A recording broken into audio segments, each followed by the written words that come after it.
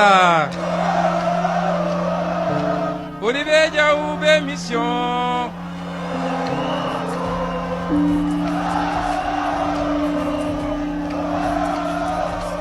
Merci beaucoup.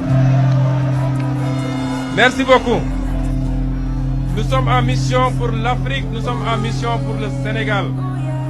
Nous sommes en mission pour libérer ce pays de la malgouvernance, de la corruption, du clanisme, de l'ethnicisme, de l'incompétence et du complexe vis-à-vis de l'étranger.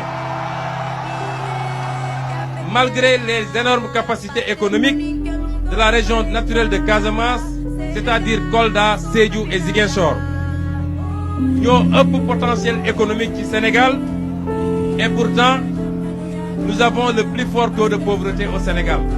Il y a 60% de taux de pauvreté à Ziguinchor et il y en a 65,7% à Kolda. Kolda mooy premier, Sédhiou deuxième, Ziguinchor troisième en termes de pauvreté. Et pourtant Macky Sall vous dit qu'il a beaucoup investi en Casamance. Lii ma leen di wax nii c'est les chiffres de l'ANSD, c'est pas des chiffres de Ousmane Sonko, c'est des chiffres officiels des agences de l'État du Sénégal.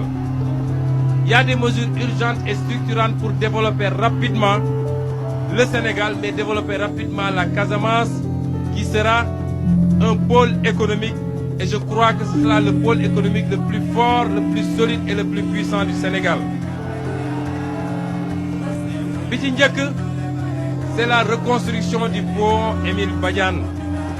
Ñun duñu xaar ba am une seconde tragédie Joola pour dire que la situation de ce pont Émile Badiane est une situation calamiteuse.